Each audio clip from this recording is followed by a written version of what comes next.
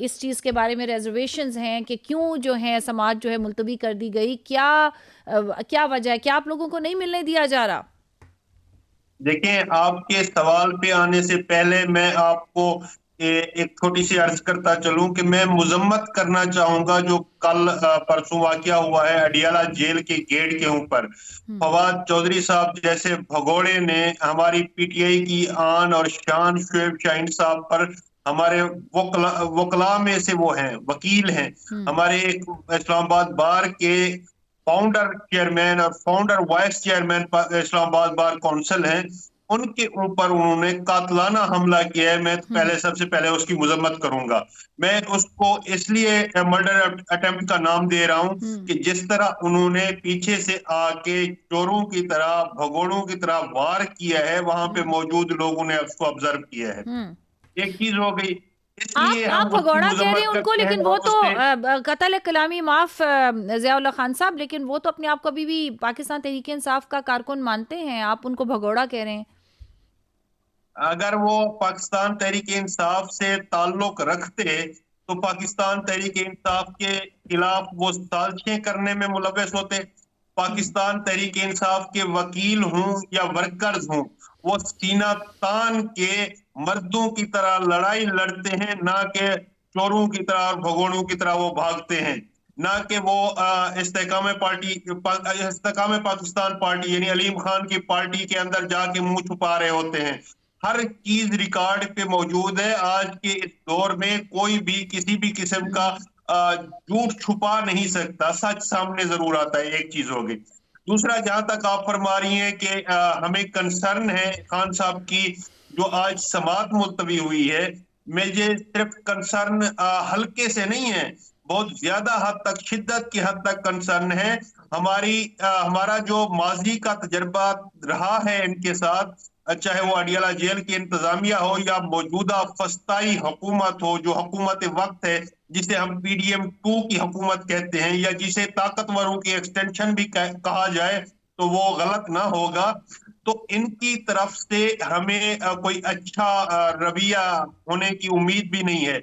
इन्होंने इमरान खान साहब का इससे पहले भी लाइट भी बंद कर दी थी, आपको याद है। हम्म। अभी थोड़ी देर पहले मुझे इंतजामिया की तरफ से जराये से इंफॉर्मेशन आई है, या जेल इंतजामिया की तरफ से, कि उनको डेथ सेल में ट्रांसफर कर दिया गया है। हम इस सही। चीज की भी मजम्मत करते हैं। और इन्होंने, आपको याद होगा, उनका टीवी ले लिया था, उनका हम्म। अखबार बंद कर दिया था, उनका खाना खाने का जो मेयार हम्म। है, स्टैंडर्ड है, वो लो कर दिया था। और उनको उनकी मर्जी का सूरज तक नहीं दिखाई दिया जाता, सूरज भी नजर नहीं आता था। मतलब इस हद तक उन पे ऊपर पाबंदियां लगा दी थी।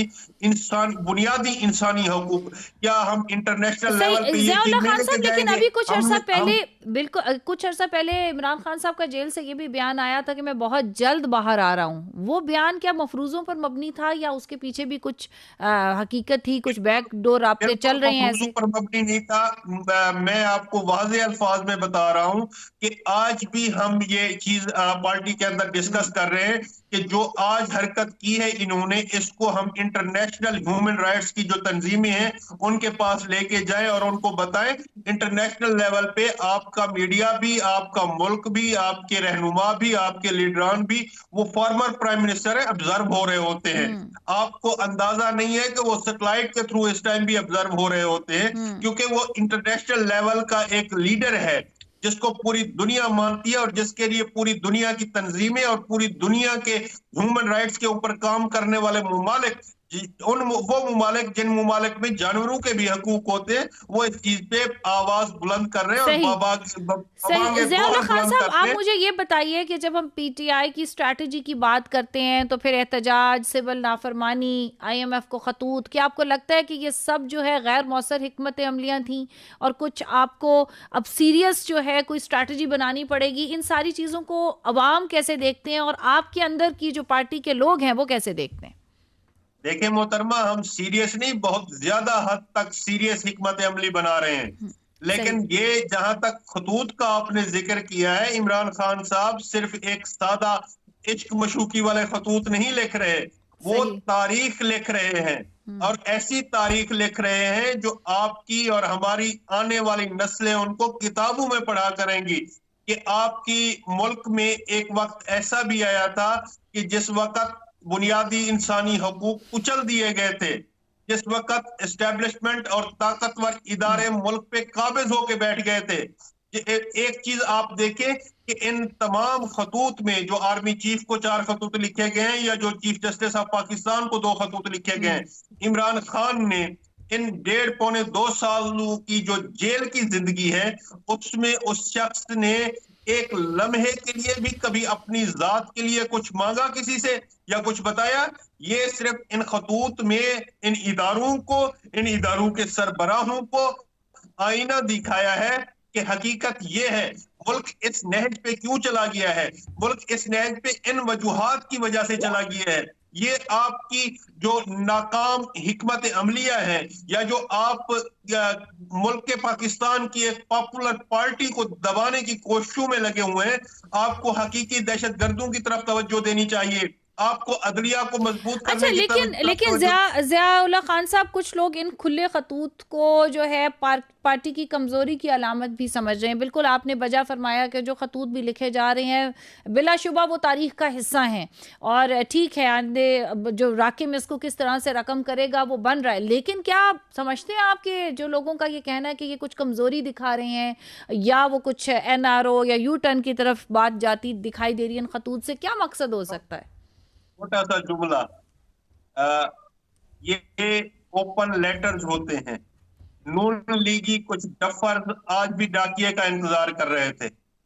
इससे अंदाजा लगाएं उनकी जो मेंटल लेवल है या उनकी जो समझदारी है या उनका जो पढ़ा लिखा होना है। खान साहब ने फरमाया था आज से कई साल पहले, आपको याद है कि ये इस तरह के जो लोग हैं जिनके बारे में आसमा जहांगीर साहिबा ने भी फरमाया था कि एक तो ये पढ़े लिखे नहीं है और दूसरा कोशिश भी नहीं करते।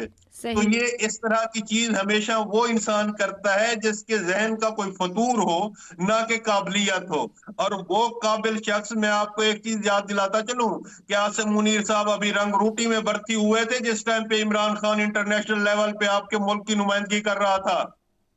वो एस्टेब्लिशमेंट अगर आज दोहरा म्यार अपनाएगी, लेकिन ठीक है ज़ियाउल्लाह खान साहब, बात मुकम्मल करने दे मोहतरमा।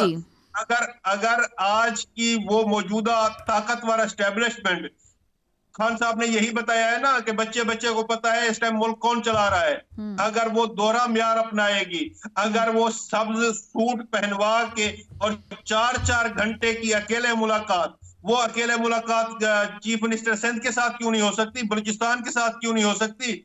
आप सिर्फ पंजाब के साथ ही होनी थी अकेली मुलाकात मरियम नवाज साहिबा के साथ। और उसके बाद फिर जिस तरह के इफ्तिताह किए जा रहे हैं, हजूर इन्होंने 5.5 लाख एकड़ पे कब्जा किया है ग्रीन पाकिस्तान के मंसूबे के नाम पे, और वो वहां पे हमारे जनूबी पंजाब के जो सही, लेकिन वो बात सही है ज़िया साहब, बिल्कुल आपकी बात सही है। लेकिन कुछ चीजें पार्टी के हवाले से जो हम आम आदमी के सवाल हैं, अभी हम देखते हैं जो पाकिस्तान तहरीक इंसाफ की जो अंदरूनी तकसीम है, क्या आपको लगता है कि पाकिस्तान तहरीक इंसाफ के लिए कि मुस्तकबिल के लिए वो खतरा बन सकती है? आए दिन हम लड़ाई की बात करते हैं, आप शेर मौला मरवत साहब की बात देख लें कि उनको बरतरफ किया गया, फिर लड़ाई झगड़े और जो तजाद है पार्टी का वो कुछ ढका छुपा नहीं। आपको लगता है कि ये मुस्तकबिल के लिए खतरा हो सकता है?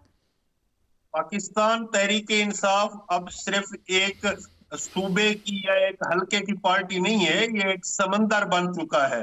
समंदर में फिर मछलियां भी आती हैं, कछुए भी आते हैं और बाकी हशरातुल अर्ज़ भी आते हैं उसमें। आप देखिएगा कि इसमें जो गंदी मछलियां होंगी समंदर उनको निकाल के खुद बहर फेंकेगा और जो अच्छी वाली होंगी वो रहेंगी। मेरे कहने का मकसद ये है कि जो प्लांटेड लोग थे उनमें से बहुत सारे 60-70% तो इन्होंने खुद वापस ले लिए थे एस्टेब्लिशमेंट वालों ने जिन्होंने भेजे थे। और जो बाकी बचे थे उनकी कुछ की छांटी खान साहब ने कर दी थी और कुछ मजीद हो रही है। मैं आपको एक इतला और भी देता चलूं, जिन्होंने पिछले महीने इलेक्शन में जिन वकला साहिबान ने इमरान खान की पीठ पे छुरा घोंपा और आजम नजीर तारड़ की ग्रुप की तरफ चले गए या उनकी जाकर गोद में बैठ गए, माजरत के साथ बड़े सख्त अल्फाज है, बर्दाश्त कीजिएगा, तो उनके हवाले से भी खान साहब को पहुंचा दी गई है बातें कि आप देखें कि आपके इर्द गिर्द अभी भी कुछ ऐसे सांप या ऐसे बिच्छू घूम घूम रहे हैं जिनको आपने अपने हिसाब से फिर अपने वक्त पे निकालना है। ये लोग सोच रहे थे कि हम खान साहब को इस्तेमाल कर लेंगे, जिस तरह फवाद चौधरी साहब ने खान साहब का नाम इस्तेमाल कर रहा है, अभी तक कर रहा है, इसी तरह मरवत साहब के हवाले से चीजें थी, इसी तरह और बहुत सारे लोग अभी भी रहते हैं जिनको खान साहब ने अपने हिसाब से निकालना है। एक चीज हो गई। दूसरी चीज, जहां तक आप बात कर रही हैं कि पार्टी में कोई इख्तलाफ है, पार्टी में इस टाइम तक इस टाइम पे 0% इख्तलाफ है, इसलिए क्योंकि जो भी पार्टी के साथ लॉयल है, जो भी अवाम पाकिस्तान के साथ मुखलिस है, वो उसके सामने सिर्फ एक ही जात है, वो है इमरान अहमद खान नियाजी। और इमरान अहमद खान नियाजी के साथ जो इख्तलाफ करेंगे या करने की सोचेंगे तो वो ऐशा गुलेली बन जाएंगे, वो आपको याद है मुख्तुम जावेद आशवी बन जाएंगे, वो आपको याद है रिहाम खान बन जाएंगे, वो आपको याद है किस किस का मैं नाम लूं, ये जो तुड़वाए गए थे जिन्होंने प्रेस कॉन्फ्रेंस की थी, वो फयाजुल हसन चौहान बन जाएंगे, वो उनकी औकात आपके सामने आ जाएगी। सही।